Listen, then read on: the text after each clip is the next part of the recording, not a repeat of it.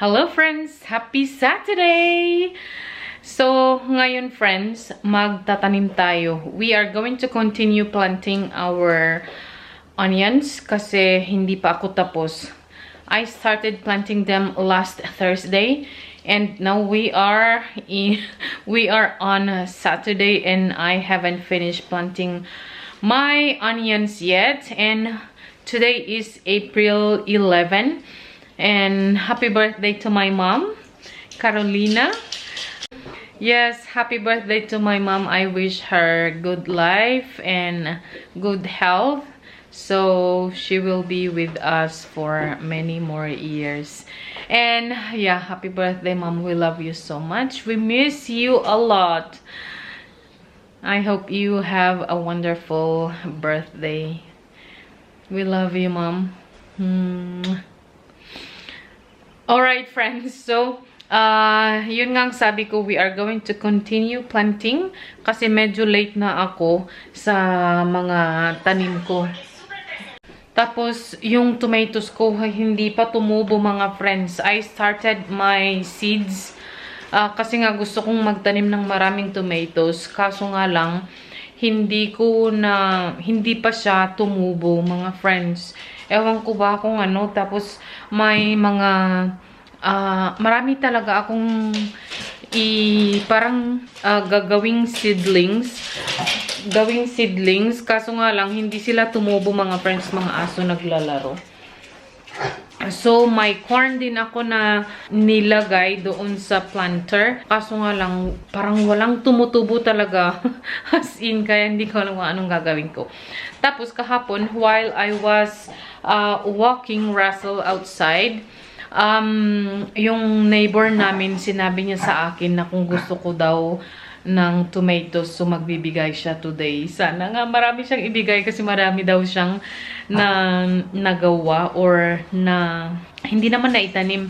Yung seeds starts lang yung marami, tapos tumubo silang lahat yung mga itinanim niya. So, ang ginagawa niya na ngayon ay nagta-transplant na siya sa mga tomatoes niya. So, sabi niya na madami daw. So, he's going to give it to me today. So, I am very happy really. Kasi nga, wala akong parang hindi pa lumabas. O siguro yung mga, natin friends, yung mga seeds natin ay very old. Kaya, hindi na sila tumubo. Ewan ko ba?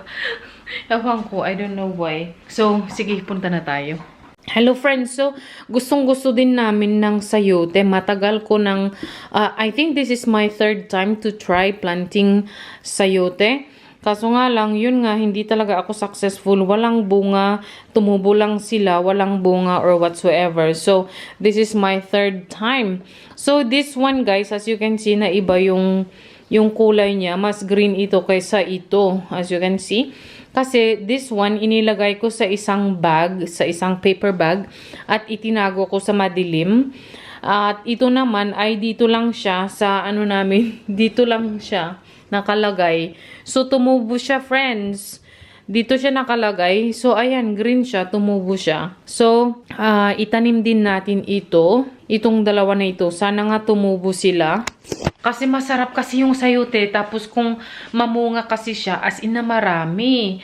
Tapos, para siyang papaya para sa akin. Kasi nga, mahirap mamunga ang papaya dito sa amin. Kasi medyo matagal bago mamunga. 6 months lang yung time na pwede kaming magtanim. Kasi nga, lalamig ulit sa October, starting from normally last week of September, malamig na. So, yung mga tanim na talagang sa mainit lang nabubuhay, they started to wilt at that month. So, yun friends, hindi kami makapagtanim ng bananas, ng papaya, kaya wala. Yeah, maganda. Tapos malunggay, masarap sanang malunggay, di ba? Kaso nga lang namamatay talaga sila. So, I don't know. Pero anyways, yung mga ibang gulay like ang palaya, yun ang naitatanim ko kasi nga mabilis lang sila, di ba? Tapos, yung beans, mga ganun. Kalabasa, mga yun. Eggplants, yun. Yun, friends, ang mga nabubuhay dito. Oo. Ang aso ko. Aso namin na si Russell. Show you. Hi! Guwapo!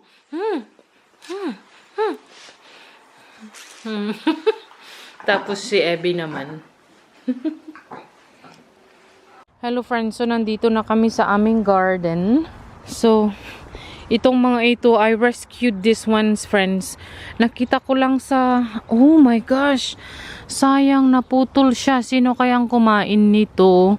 Parang insect yata, oh. Sayang. So, nirescue ko lang itong mga ito, friends. Yung bulb niya nagkalat doon sa, basta nagkalat siya sa garden or kinain ng mga animals namin. So nakita ko, ayaw kong mawala yung variety nila. So kinuha ko at itinanim ko dito sa garden natin. So ayan, I'm going to show you kung ano ang kulay nito. I think white or purple, I'm not sure. This is Irish. And then ito yung first bed natin. At we are going to scatter that one as well. Tapos dito naman, pangalawa, pangatlo. Tapos we are working still doon banda. So ito na yung mga naitanim natin, friends. So may mga lettuces tayo dito. 2 types of lettuce. This purple and then the Maravilla. Tapos may 5 akong chili. Tapos, mga purple na onions. Itong mga, ito friends, mga inilagay ko dito. Kunti lang kasi itong space.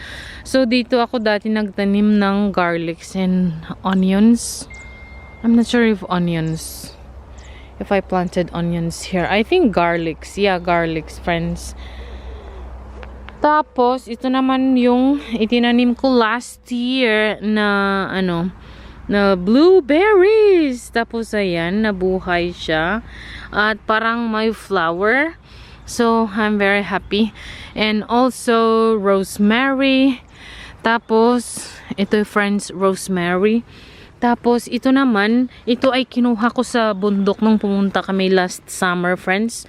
As in na, ito kasi yung ginagamit namin sa bahay namin na parang, yung amoy niya is parang bawang, mga friends. So, kumuha ko ng isa lang ang kinuha ko. Isa lang. Tapos, nung dumating last August yun, nung pumunta kami sa Pyrenees, naglalakad kasi kami. At may, ano kaya ito? Parang, alam ko na ganun. Kinuha ko na ganun. Tapos, I smell it. Tapos, sabi ko, ito yung ginagamit namin na parang bawang. Sabi ko, sa Philippines, when I was young, we have like this. Sabi ko sa asawa ko, can I get? So, kumuha ko ng isang ganun lang. Tapos, pagdating namin dito sa bahay, itinanim ko. Kahit na autumn, winter, as in na parang nabuhay siya, friends. Tapos, ngayong spring, ayan, lumabas na sila. At madami. Kaya dito ko sa paso inilagay kasi nga gusto ko talaga na mabuhay. Tapos pag once na mabuhay na sila, I have to plant them in soil na parang ganito. So ito naman, friends, yan is spring onions. As in na isang ano lang din siya, friends. Nung kinuha ko ito sa bahay ni Sis Sarah, mga 2 years ago na yata. Or 3 years ago. Inilagay ko din sa pot. I think dito ko din yata inilagay sa pot na to. Tapos, tapos every year, as in na dumami siya. So, pag nasa pot kasi, tapos super dami na nila. As in na, ang daling nadadry yung soil. So, last year ko lang inilagay sa lupa. Kaya ayan, ang ganda niya. Tapos, ito din, galing din kay Sis Sarah. Kumuha lang ako ng konti. Tapos, inilagay ko din sa pot during autumn and winter. Sabay lang yata itong dalawa na ito, guys, na kinuha ko nung pumunta kami sa bahay nila last, maybe August, 2 to 3 years ago, maybe. Tapos, inilagay ko sa loob ng bahay namin ito. Akala ko nga mamamatay kasi nga kumuha lang ako ng ganun. Tapos, inilagay ko sa lupa. Mga 3 o 2 yata. So, isa lang yung nabuhay. Tapos, inilagay ko din dito sa labas. Sa pot hanggang sa medyo umusbong na siya. Tapos nung super usbong na siya, inilagay ko na siya sa lupa. Kaya ayan, ayan mga friends, ayan. Ayan. Tapos ito naman binili ko yan at itinanim ko din sa lupa. Kasi nga gusto kong may herb garden ako, friends. Kaya ayan. Tapos dito din ito, last year pa ito, friends. Akala ko nga mamamatay siya. 'Di ba? Nilagay ko din sa lupa. Tapos akala ko nga mamatay siya kasi winter, autumn, fall, and also winter. Pero nabuhay siya. Kinain din ng mga kambing. Ito din kinain ng mga kambing. Non-stop ang pagkain ng mga kambing. Pero hinayaan ko lang kasi nga lalabas din naman sila. So ito, as in na I was so surprised nung nakita ko na nung medyo last weeks of winter, nakita ko na tumubo ang ating parsley. I love parsley, friends, in our soups. Kaya ayan. Tapos I forgot, Lakota, to bring the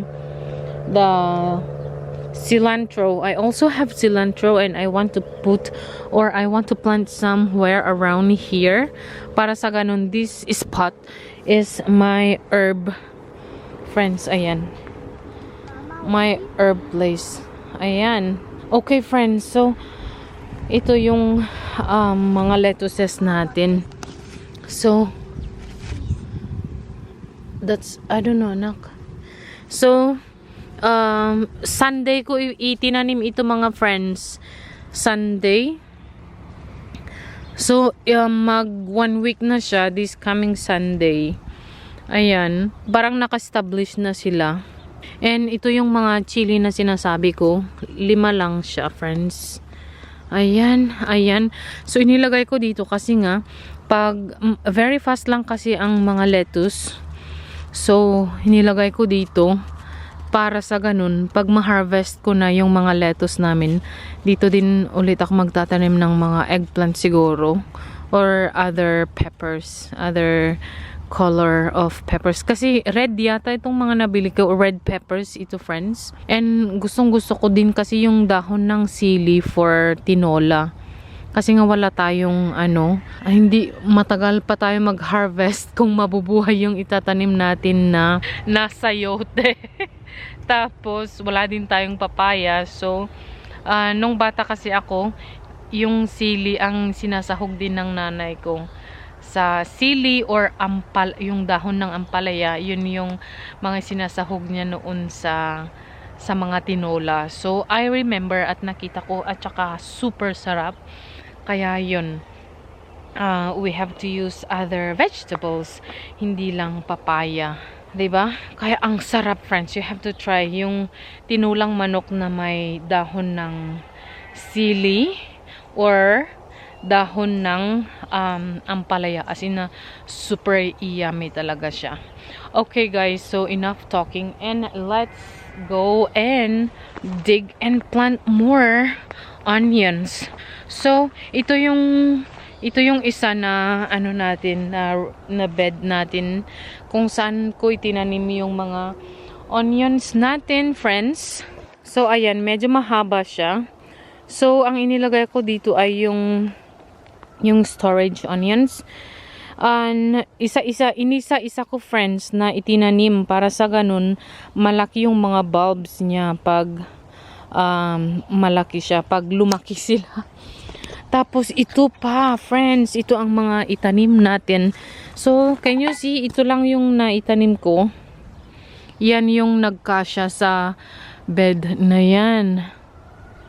At marami pa tayong itatanim. So, I'm trying, maybe I will plant here. Dito sa bed na ito. At saka dito. Basta gusto ko nang itanim, friends. para sa ganun ma-establish na sila. Or dito ko din itanim. Ayan. So marami tayong gagawin, friends.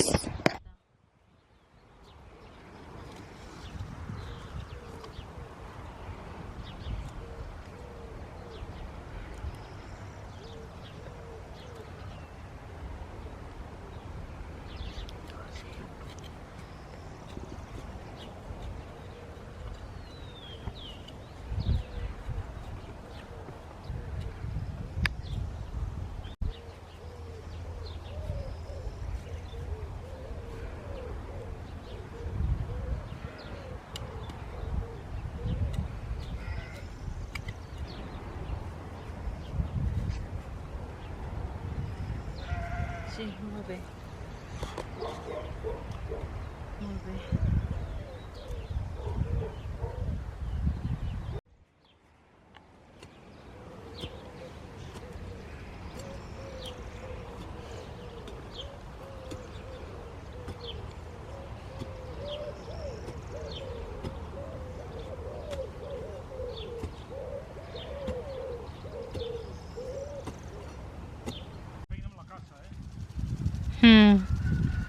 I am very thankful, friends, because our neighbor, our living Buddha neighbor, si Cariño, gave me these tomatoes, and these tomatoes are delicious, friends.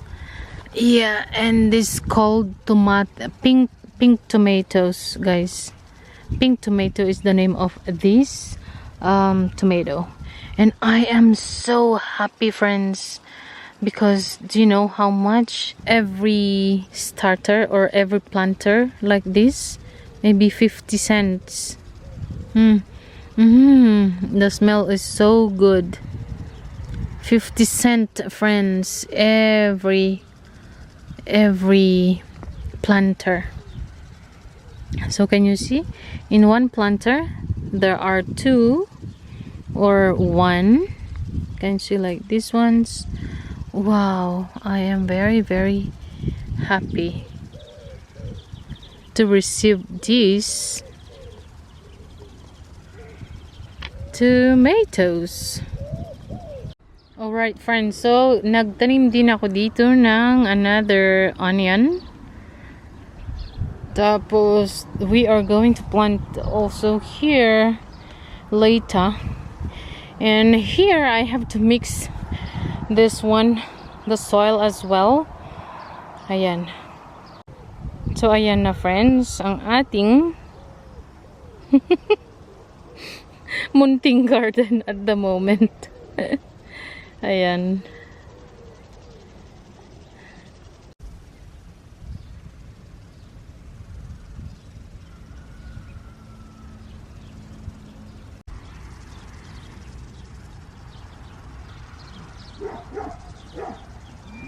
Ito yung mga flowers, friends, ng ating spring onion.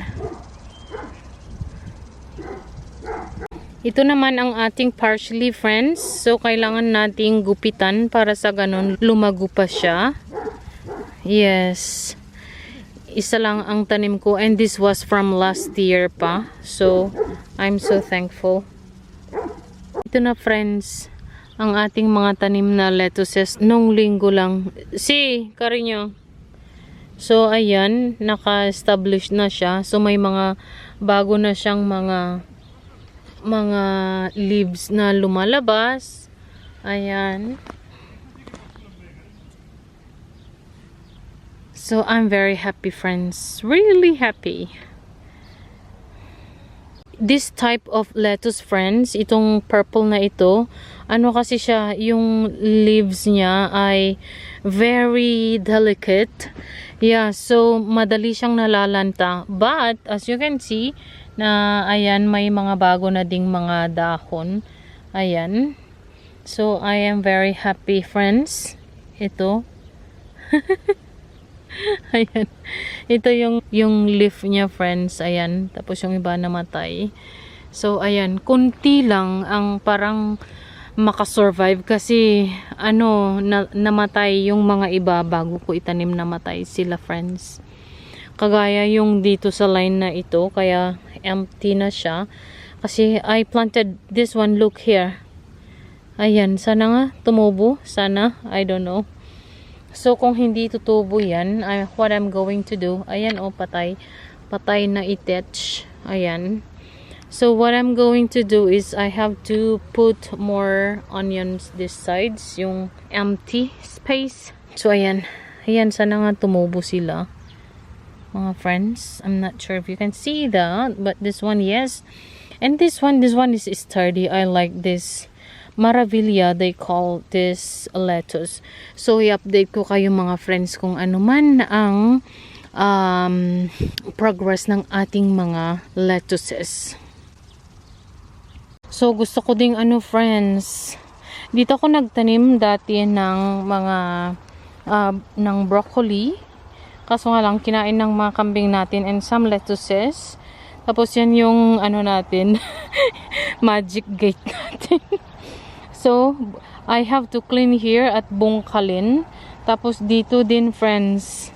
Gusto ko talagang malinisan na dito. As you can see, na napakaraming damo. I hope makaabot pa ako sa gardening season. Sa bagay, nasa spring pa naman tayo. Tapos, ito yung compost ko, friends. Dito. Can you see? Yeah, dahil yan ang compost natin, yung mga damo, as in they are taking all the energy from the compost. So, ayan, ang lalago nila, diba?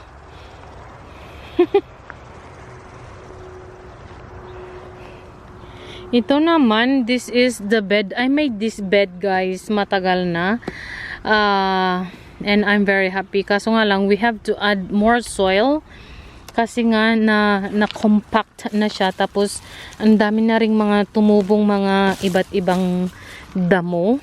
So, we have to clean it and then add more soil or organic matter like our animals poop. So, yun ang gawin natin. Pinagtaniman ko kasi ito, friends, ng asparagus. Kaso nga lang, parang isa lang yung natitira. Mga roots na kasi yung itinanim ko, friends. So, anytime na kasi, pag roots yung itanim mo na, yung naka-establish na siya, as in na pag tumubo na sila, you can harvest. May bunga na yan sila. Kaso nga lang, namatay kasi nga hindi nila gusto yung lupa dahil nga hindi ko naman nilalagyan or I didn't add more soil. Yeah, kaya ayan. Kaya isa na lang ang nakasurvive. Akala ko nga patay na silang lahat. Pero thank God may isa pa na nakasurvive. Sana nga dumami siya, friends. Oh my. May kasi na may tinik. So, ayun, natusok yung kamay ko. So, we have to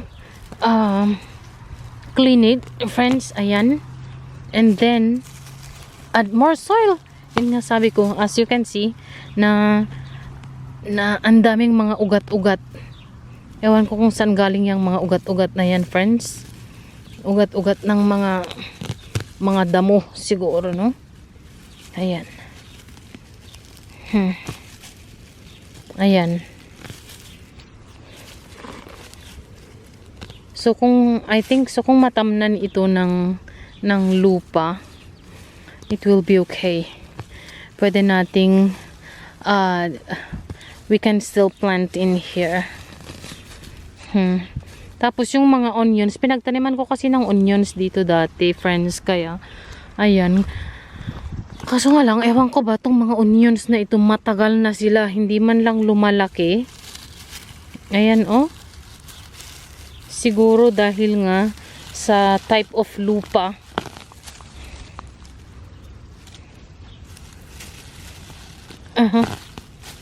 Hanggang ganyan lang yung kalaki ng onion natin.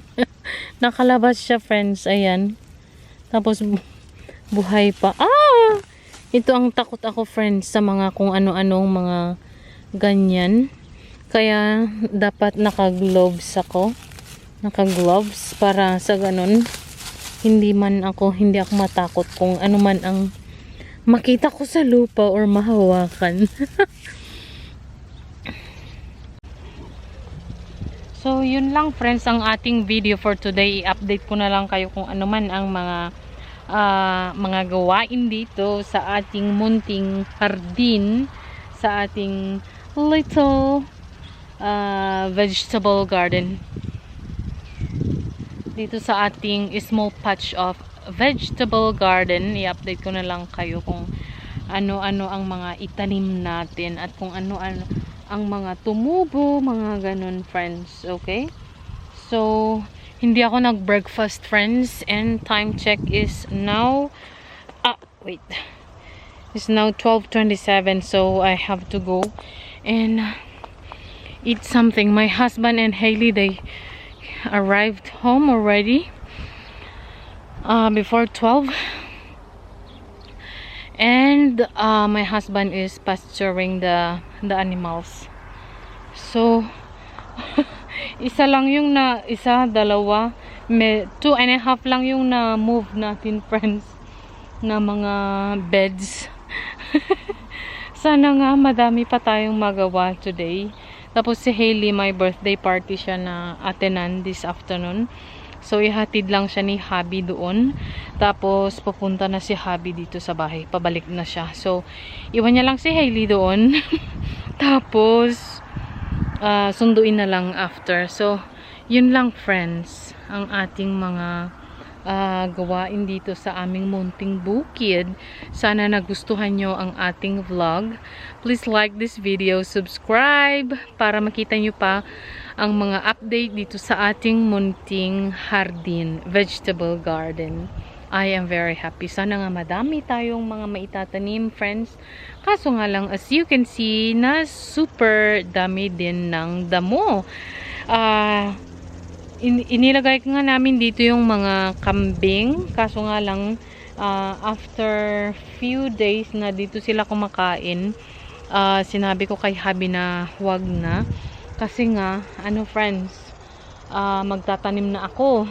So, since nung hindi na pumunta dito yung mga kambing, ayan, dumami ulit ang ating mga damo. So, yan naman ang ating linisan, friends. So, anyways, thank you so much for watching. Please like this video, subscribe, para ma-update kayo kung ano man ang ating mga bagong update dito sa ating kabukiran, not kabukiran, but dito sa ating munting bukid. And hope to see you again, friends. Bye!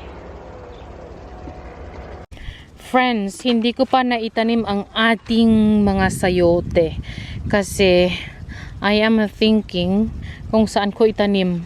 Ano ba gusto ng sayote kasi dito siguro friends sa lilim. Last 2 years ago, dito ko itinanim friends. Inilagay ko sa isang paso yung natin sayote. Lumaki naman siya kaso nga lang walang bunga ni isa. So ang gusto ko ay siguro sa lupa. I am thinking to plant around here. Para sa ganun, dito na lang siya sa kahoy kumapit, friends. Kasi alam naman natin na ang sayote ay as in kumakapit siya kung saan-saan, di ba? At saka malago talaga siya. So, ayun. Siguro dito ko itanim yung isa, tapos yung isa around that side. Yeah. Para sa ganun, doon din siya kakapit sa fence doon, tapos sa sa kahoy siguro, ewan ko. Ang hindi ko kasi alam friends, hindi ko kasi alam kung maging successful ako. Kung sure siguro na successful, ilagay ko siya sa bed at saka gagawa ako ng trellis para doon na lang siya kakapit. Kaso nga lang, hindi kasi natin alam, kaya yun, kung saan na lang natin itanim para doon na sila kakapit sa mga punong kahoy o sa mga fences natin dyan banda. Nung isang araw nilinisan ko din ito, friends. Sana nga may time si Habi mamaya, kaso nga lang may gagawin daw siya. Para dito ko sana ilagay yung ating mga kukunin naming poop ng ating mga animals dito. So ito naman medyo palaki, pahabain natin. Yung friend ko kasi, friends, siya yung nag-ayos nito nung bumisita siya. So, pinalaki niya. Tapos, hindi pantay-pantay. As you can see. Pero, okay lang. So, aayusin din natin itong bed na ito. Dito ako nagtanim ng ampalaya last year. At saka, dito din ampalaya din last year. Kaso nga lang, kunti lang yung naitanim ko. Kaya wala akong gaanong naitago na bunga niya. I mean, na-preserve na bunga. Normally, ano siya guys, nilagay ko sa freezer namin. So, anytime na gusto kong kumain ng itlog na may ampalaya, ganun, yun ang inuulam namin. Or kung gusto kong isahog sa pinakbet, ganun, yun din ang kinukuha ko at yun ang isinasahog ko. So, I hope I have energy this afternoon, friends, na ayusin itong dalawang beds na ito. This and this. At saka, gusto ko ding gumawa pa ng bed na siguro pahaba dito, friends. Doon, pahaba. Ganyan. Or what do you think? Ayan. Madami kasing mga, friends, ayan. Madaming damo talaga. So, sana nga may energy ako mamaya. Para sa ganun, madami din tayong matatapos. So,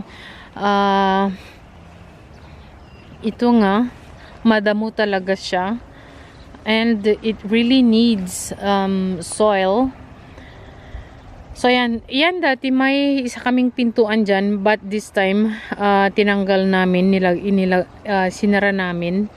Para isa na lang talaga yung entrance. Kasi yung mga aso namin, pumapasok sila dyan dati. So, dito din, banda. So, ayan. So, we have to clean here as well. Tapos, dito nga yung mga tanim namin. So, tinanggal na namin para sa ganun, makagawa din tayo ng bed dito na kagaya nitong kahaba siguro. Yeah. Para sa ganun, marami tayong maitanim. Ayan. Tapos, yung mga yan naman, friends, ay kins. Kins siya. So, ang dami. I think, hayaan na lang namin dyan para dyan na mamunga. Tapos, yung isa naman na yan is loquat. Nispero ang tawag nila dito. Nespera. Tapos, ayan yung ating mahiwagang willow tree. Yan ang nagbibigay ng silong or nagbibigay ng yun nga, nagbibigay ng shadow para may maupuan tayo kung mainit or kung napapagod na tayo. And ang ating mga sheep. So ayan, hindi na yan sila makapasok. Kaya ayan, kinakain na nila yung mga damo natin. Ayan. Very good. Very good.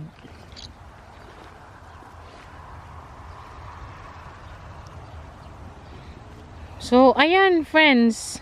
At, mga bulaklak din, friends. Yun ang isa pa na kulang na itanim natin.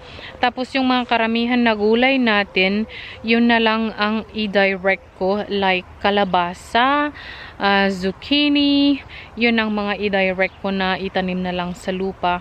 Sitaw. Yun. Gusto kong magtanim ng maraming sitaw because I love sitaw. Yung mahaba, yung short, yung round, yung flat.